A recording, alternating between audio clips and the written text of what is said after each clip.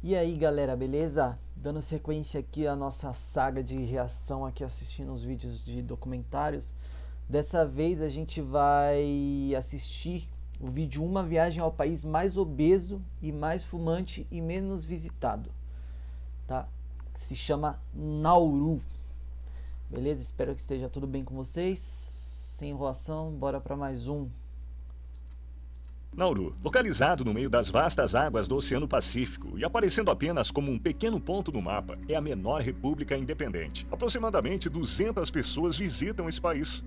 Comecei essa jornada chegando ao aeroporto de Istambul 3 horas mais cedo. Primeiro peguei um voo de 13 horas e meia para São Francisco. Depois de uma escala de 7 horas, peguei outro longo voo de 13 horas para Nadi, nas Ilhas Fiji, e esperei novamente em uma escala de 7 horas. Com quase 75% de seus assentos desocupados, o voo para Nauru de Nadi levou 4 horas e meia para chegar. E a minha jornada interminável de 48 horas finalmente chegou ao fim. Esse é o país menos visitado do mundo. Mesmo os países mais próximos estão a milhares de quilômetros daqui. Assim que desembarco na ilha, preciso aguardar o próximo voo de partida, agendado para quase uma semana depois. Viajar por mar também não é uma opção. Nauru é cercada por enormes recifes de coral, impedindo que grandes navios se aproximem da costa. Os moradores desta ilha isolada tinham tanta riqueza que nem sabiam o que fazer com ela. Rica em depósitos de fosfato, em 1975, Nauru se tornou o país com o maior PIB per capita do mundo, levando em conta a taxa de inflação atual. Onde não é possível cultivar frutas e legumes, os alimentos processados e gordurosos se tornaram o padrão. No topo das estatísticas globais, Nauru é reconhecido. Eles não podem, né, cultivar por conta do solo.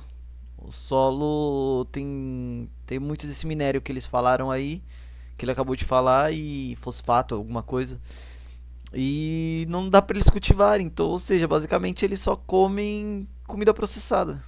Por isso que é o país mais obeso do mundo. Reconhecida pela Federação Mundial de Obesidade como o país mais obeso do mundo, com cerca de 60% de seus cidadãos acima do peso. A Organização Mundial da Saúde também informa que Nauru tem a maior taxa de consumo de cigarros do mundo. O esforço do governo para manter a mídia estrangeira longe do país é bastante óbvio. Embora a taxa de inscrição padrão seja de $50 australianos, jornalistas e profissionais de mídia são submetidos a uma taxa de $8.000 australianos como medida de suas horas. Realmente uma taxa abusiva que assusta os jornalistas. No momento em que entrei no país, as autoridades policiais imediatamente... gente, basicamente eles fazem isso porque eles não podem inibir, não pode proibir, né, provavelmente. Então eles jogam uma taxa lá em cima que é justamente pra não existir esse tipo de reportagem, né, acredito eu.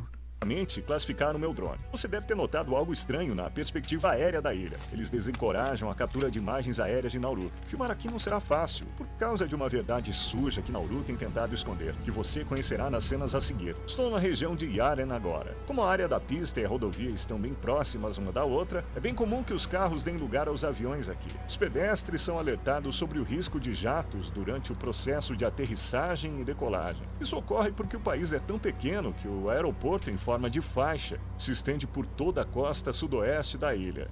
E esse aqui é o aeroporto. Se eu quiser entrar nele, basta pular uma cerca. E é isso. Fácil, né? A área total da ilha é de apenas 21 km². Leva no máximo 20 minutos para dirigir por todo o país de carro. E cada viagem retorna ao seu ponto de partida, pois é apenas um anel viário, o que é pouco. A polícia está em patrulha o tempo todo. Como não quero chamar atenção, entrei em contato com a única agência de turismo do país e começarei a explorar a ilha com guia. Segundo a agência, apenas 1 ou 2 turistas chegam à ilha por mês. Portanto, os números reais são muito menores dos que os declarados na internet. O que vocês fazem para passar o tempo livre aqui na ilha? Vôlei. Então, o que vocês fazem no tempo livre na ilha? Qualquer coisa que a gente queira fazer. Tipo o quê? Pescar, dormir, comer. O que eles mais Trabalhar comem? nada, né? Comida chinesa. 1, 2, 3. 1, 2, 3. Saia daqui, garota. Embora não seja frequentemente visitada por turistas, Nauru tem sido a parada favorita para as aves migratórias há séculos. Embora se acreditasse que a ilha tivesse recursos limitados, seu solo continha um tesouro chamado guano, feito de excrementos de pássaros e micro-organismos marinhos. Em 1899, o geólogo alemão Albert Ellis descobriu que este planalto tinha reservas de fosfato de alta qualidade, tão valioso quanto o ouro. O fosfato é uma matéria-prima que aumenta a produtividade na agricultura e durante a Primeira Guerra Mundial, a Austrália rapidamente anexou e transformou Nauru em um campo de mineração no exterior, exceto pela breve ocupação do Japão em É meio hipocrisia, né, do destino, assim, você imaginar que um país cujo eles têm um minério que é usado para cultivo e eles não podem cultivar. Em 1942, o fosfato extraído foi vendido ao mundo por anos a preços extremamente baixos. Alguns idosos afirmam que, nesta cela, os japoneses costumavam reunir pessoas em pilhas, fechavam-nas, derramavam gasolina pelo teto e então as incendiavam, aqueles que não queriam trabalhar para eles. Esta ferrovia, que o tempo está prestes a apagar, foi construída em 1907 para transportar minério de fosfato do interior para o porto na costa oeste. Quando Nauru conquistou a independência em 1968, cerca de 35 milhões de toneladas cúbicas de fosfato haviam sido extraídas de suas praias. É difícil de acreditar, mas no século passado, as frutas e vegetais que chegaram às mesas de muitas pessoas em todo o mundo foram cultivados com o fosfato extraído do solo desta pequena ilha. Depois de ganhar a independência, Nauru obteve uma riqueza significativa, e muitos nauruanos, cujas terras seriam usadas para a mineração de fosfato, pararam de trabalhar aguardando o dia de se tornarem milionários. Milhares de trabalhadores da China e de outras ilhas do Pacífico foram recrutados para realizar trabalhos árduos nas condições adversas e quentes das minas de fosfato. Nauru tinha uma renda per capita de cerca de $176 mil até o ano de 1975, enquanto na principal economia do mundo, os Estados Unidos, eram cerca de $44 mil. Corrigindo seus valores para a atualidade, Nauru conseguiu estabelecer um estado de bem-estar social, onde não havia impostos. Educação, transporte, serviços de saúde e até mesmo moradia foram fornecidos gratuitamente. Eu vi a minha avó sair do banco com uma fronha. Eles colocavam todo o dinheiro lá dentro e simplesmente saíam com o dinheiro. Eles gastaram tudo. Ouvi dizer que uma vez um policial comprou um Lamborghini, não conseguiu entrar nele, ou ficou muito apertado e jogou fora. É verdade isso? Sim, isso é verdade. Ondas grandes? Alguns carros são comprados apenas para decoração. Quando os nauruanos de repente ficaram ricos, um frenesi de consumo começou. E esta pequena ilha foi preenchida com os mais recentes modelos de carros. Ao longo da estrada, nos deparamos com uma coleção de carros de luxo do passado abandonados. Cadillacs, Jeeps, Land Rovers. Estes são apenas alguns dos veículos que os residentes da ilha usaram para corridas e diversão nesta estrada. É quase como um cemitério de carros aqui. Ou seja, gente, basicamente, eles acumularam tanto dinheiro que eles não queriam mais trabalhar, não queriam fazer mais nada, eles só gastaram. Gastaram, compraram carros. E é uma ilha, né? Você não usa o carro para fazer muita coisa. E aí tá os carros, né? Aí tá todo o dinheiro que eles gastaram na época. Camada de ferrugem neles indica quão distantes estão seus dias de glória. Desde que cheguei, os nativos têm me avisado para tomar cuidado com os pitbulls abandonados que vagam pelas ruas. Anteriormente, uma raça bastante apreciada, alguns residentes da ilha adotaram esses cães com entusiasmo, apenas para depois abandoná-los nas ruas. Junto com os cães, mais animais que não estavam originalmente presentes em Nauru também foram trazidos ao longo do tempo. Gatos, galinhas e porcos são animais que a população local começou a criar relativamente há pouco tempo. Quando os mineiros arrancaram as árvores e escavaram o solo fértil, todos os organismos vivos foram prejudicados. O solo não é adequado para agricultura nem construção. Ou seja, basicamente o solo era fértil e por conta das escavações, né, porque eles queriam construir riquezas em cima disso, né, do minério que eles têm, que eles, né, provavelmente têm até hoje, e que aí o solo ficou infértil.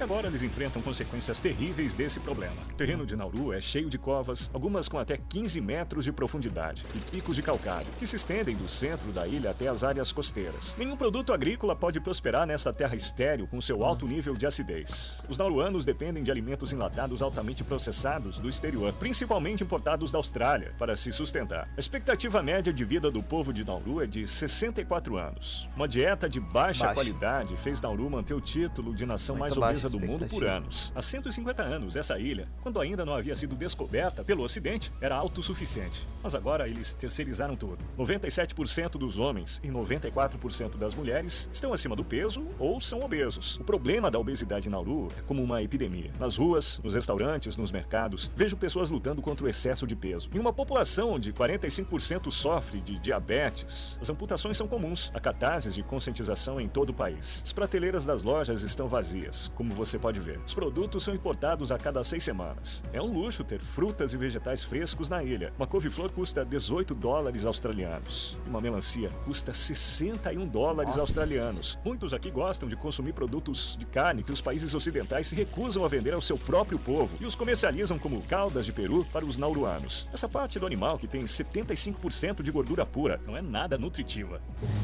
Gente, 75% de gordura pura. Você imagina que é você comprar um lanche e a carne desse lanche ser 75% de gordura.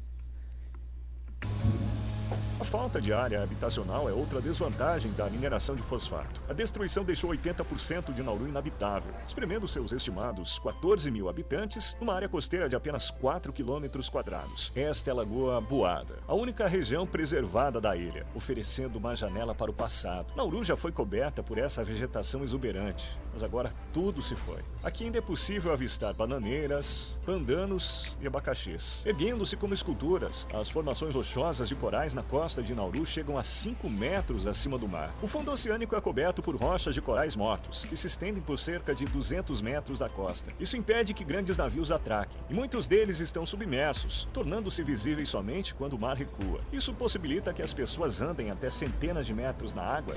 Eu fui em uma praia esses dias não, né? No ano passado, em setembro, eu fui pra Bahia, né? E acho que foi Coroa Vermelha. Não foi Coroa Vermelha. Foi uma das praias que a gente foi lá. E lá tinha bastante desses corais, assim, sabe, na praia. É bonito de ver, assim, mas a praia não fica muito legal pra quem gosta de entrar na água, né, no mar. Caçam peixes. Com a destruição das árvores, as temperaturas médias aumentaram para cerca de 30 graus Celsius durante todo o ano. Na ilha, onde os ventos de monção exercem influência sazonal, a chuva e as condições climáticas se entrelaçam. No entanto, Nauru carece de rios ou córregos. Os moradores têm acesso limitado à água doce. O país produz 2 milhões de litros de água potável diariamente, tratando a água do oceano usando osmose reversa nessas usinas de dessalinização. Um lago subterrâneo chamado... Isso eu acho que é uma coisa que vai ser mais comum futuramente, sabe? É uma coisa que eu sempre parei pra pensar. Porque a água do mar, assim, é muito, né? Basicamente o nosso planeta, ele é... Eu não sei qual a porcentagem certa, mas ele é em questão de água, né? Mas é água salgada. Então a gente, assim, tem muita água, só que é água salgada. E água doce como eu falei no vídeo passado, a água doce, gente, é uma coisa que a gente usa pra tudo. Você usa pra beber, você usa pra tomar banho, você usa pra lavar o carro, você usa pra fazer um monte de coisa. Ou seja, é uma coisa que vai acabando conforme os anos. Não vai ser nessa geração, não vai ser na próxima, mas uma hora a água vai acabar. E aí eu sempre pensei, e por que, né, a gente não faz algum mecanismo, alguma coisa para tratar a água do mar e fazer a água do mar ser potável, né? E no caso, eles fazem isso aqui nessa ilha, pelo que eu vi. Eles tiram o sal da água, né? Separa, faz o tratamento da água para ela virar água potável. Do Mokawell. Encontrar a entrada desta caverna sem a ajuda de um morador local é um desafio, pois sua entrada é bastante estreita. Em tempos de guerra, isso, né? O povo de Nauru usava este lugar tanto como abrigo quanto para acessar água potável. Está cheio de latas e cacos de vidro. Este lago subterrâneo não é mais um suprimento confiável de água potável. Qual era a religião antes do cristianismo? Começamos com Burak. É o deus aqui. Tem o altar no topside. Se eles lhe derem comida, ele ganhará vida e trará a eles o que estão pedindo.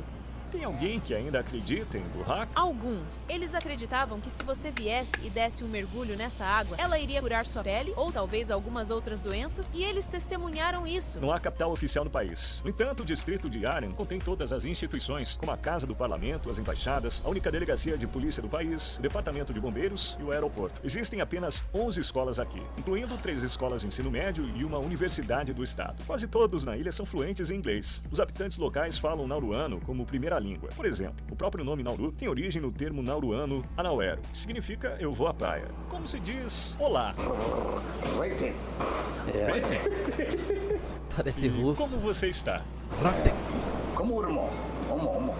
Eu vim até o prédio do parlamento, de onde Nauru é governado. Ao contrário do cenário formal esperado, ele reflete a atmosfera descontraída da ilha. Não havia segurança na entrada. Eu tive permissão para tirar fotos e gravar vídeos com meu celular. Com apenas 19 cadeiras, o parlamento de Nauru é um dos menores do mundo. Se eles soubessem sobre as cenas que mostrarei mais tarde, provavelmente pensariam 2 vezes antes de me deixar entrar. Na década de 1970, o governo de Nauru percebeu que suas reservas de fosfato estavam acabando e imitaram as nações ricas em petróleo do Oriente Médio, investindo em propriedades propriedades no exterior, incluindo o Nauru House em Melbourne, o Nauru Tower no Havaí, o Pacific Star Hotel em Guam, o Pacific House em Washington, o The Grand Pacific Hotel em Fiji e muito mais. No entanto, a corrupção e a má gestão colocaram o governo em um déficit de milhões de dólares por ano ao longo da década de 1990. E as economias de fosfato rapidamente se tornaram Corrupção sempre presente, né? fumaça. Um esforço para sustentar seu bem-estar social, o governo pretendia transformar o país num paraíso fiscal e se envolveu em escândalos de lavagem de dinheiro com cartéis de droga, com a máfia russa e organizações como a Al-Qaeda. Nauru emitiu licenças para mais de 400 bancos estrangeiros sob um sistema que não exigia ramificação e permitia a manutenção de registros opcionais. Durante esse período, a máfia russa lavou pelo menos 70 bilhões de dólares através dos bancos em Nauru. Como resultado das pressões internacionais, o país pôs fim às atividades bancárias ilegais e foi obrigado a usar uma economia baseada em dinheiro desde 2004. O dólar australiano é a moeda oficial de Nauru. Apenas alguns caixas eletrônicos do país também não têm dinheiro. Eu trouxe dinheiro comigo porque os cartões de crédito também não são aceitos aqui. Devido às medidas de combate à lavagem de dinheiro, somente um banco australiano opera no país. À medida que o ano 2000 se aproximava, as reservas de fosfato acabaram e a exportação de fosfato caiu para 1% em comparação com seu período de pico. O Banco Central do país entrou em colapso e suas propriedades no exterior foram vendidas, uma a uma. Vemos as máquinas de escapar. Ou seja, eles utilizaram todo o recurso que eles tinham, né? Todo o minério, exportaram, mandaram para fora e não se programaram, né? Não fizeram uma estrutura para eles se manterem após isso. E aí, quando acabar, né? Tipo assim, é uma coisa que serve até pra gente. Quando você tá ali, né? Eu vejo muitas pessoas, eu ganho um salário X, eu tô vivendo bem, eu tenho, tá, mas e se uma hora você parar de receber esse salário? Você tá preparado pra isso? Você tá preparado, eu ganho um salário de 15 mil por mês, 20 mil por mês, mas se uma hora você parar de receber? Entendeu? Seja por aposentadoria, ou seja por alguma falência da empresa, ou por uma demissão, que seja, você tem que se preparar para quando você não estiver mais recebendo aquilo, sabe? Porque vai chegar uma hora que você não vai mais receber, independente do tempo que demore. Então você tem que estar preparado para isso. Participação em ação à medida que avançamos pelo topside. O país continua a extrair fosfato em pequena escala. Se eles descobrirem outra mina de fosfato aqui, você apoiaria a mineração? Apenas diria para deixar a natureza em paz. Porque Nauru agora está cavando o chão. Nós vamos afundar. 52% da população vive na linha de pobreza ou abaixo dela e tenta sobreviver com a ajuda da igreja. Em áreas de baixa renda, o estresse desencadeia altos níveis de consumo de tabaco. Como mostram os dados de 2020, Nauru detém o recorde de maior taxa de tabagismo do mundo. Há um total de 5 praias na ilha, boa parte coberta por pneus e lixo. Em 2001, Nauru concordou em aceitar refugiados indesejados da Austrália em troca de apoio financeiro. Cerca de 1.000 refugiados, a maioria de ascendência afegã, iraquiana e iraniana, foram transportados para Nauru e detidos por tempo indeterminado.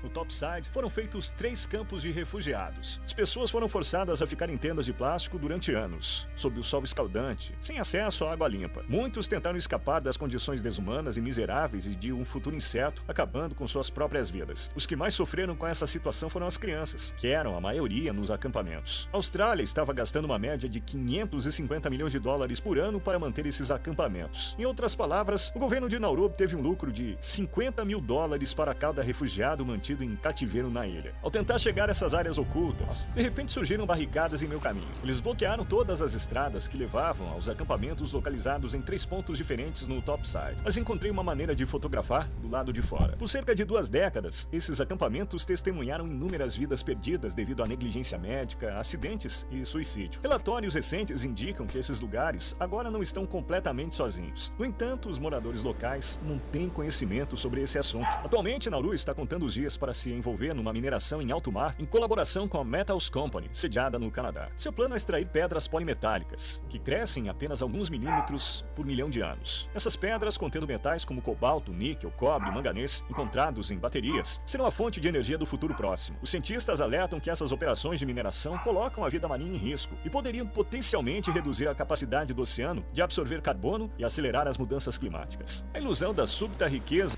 Novamente, né, o ser humano tirando da natureza. Eu não sou contra, viu, gente? Eu acho que tudo é um equilíbrio, né? A gente tem que saber encontrar o equilíbrio. Deixa eu fechar a porta rapidinho. a gente tem que encontrar o equilíbrio, né, para não faltar, né, pra gente não atingir a natureza, porque se a gente atingir a natureza, um exemplo, o mar, a gente atinge as espécies, e aí como é que vai se procriar os peixes, né, a vida marinha? Então você acaba afetando a vida marinha, você afeta a vida humana também. Naquele momento, para todo mundo é uma coisa boa, porque você tá levantando riquezas, mas novamente, foi o que aconteceu na ilha. Eles começaram a pegar os recursos, acumularam riqueza naquele momento, mas foi uma riqueza temporária, porque os recursos acabaram, eles acabaram com o solo e não conseguem mais produzir. O solo é infértil, a mesma coisa, eles vão reproduzir isso no mar agora. Eles vão minerar, eles vão pegar todos os recursos não vão, você viu, milhões de anos para crescer, não sei quantos centímetros. E eles vão afetar a vida marinha, ou seja, vai virar um lugar infértil e futuramente eles vão voltar para a pobreza de novo, porque o ser humano não tem o equilíbrio, sabe? O ser humano, ele visa aquele momento, ele quer levantar a riqueza naquele momento, só que ele não visa o futuro, ele não pensa em continuar, sabe, colhendo ali, ele quer tudo de uma vez, então acaba afetando dessa forma. Não sei se vocês concordam comigo, mas também não sei se eu tô falando besteira, mas é um pensamento meu. Que Nauru experimentou no final dos anos 1960 levou uma geração a não compreender a importância do trabalho e da educação. O governo não fez planos futuros e esgotou todos os recursos da nação. Parece quase impossível construir um futuro melhor aqui sem a motivação, habilidades e conhecimentos necessários. Esta pequena ilha, marcada por feridas incuráveis, serve como um resumo do que ocorre em todo o mundo. É uma lição que a humanidade nunca deveria esquecer. Obrigado por assistir esse documentário. Espero que isso agregue valor à sua perspectiva de visão de mundo. Não se esqueça de se inscrever no canal. Nos vemos no próximo. O Itinit esteve aqui. Fica a lição. Bom, é isso, galera. Finalizando mais um vídeo aqui. Espero que vocês tenham gostado. Vamos pro próximo, né? Eu vou trazer mais alguns vídeos nesse estilo aqui pra vocês. Novamente, se vocês quiserem ver alguma coisa diferente aqui, eu tô começando o canal agora, se vocês puderem dar um apoio, deixar um gostei, né, dizerem o que vocês querem que melhore, o que vocês acham que dá pra melhorar, é só deixar aí nos comentários, beleza? Valeu, tamo junto, galera, brigadão, hein?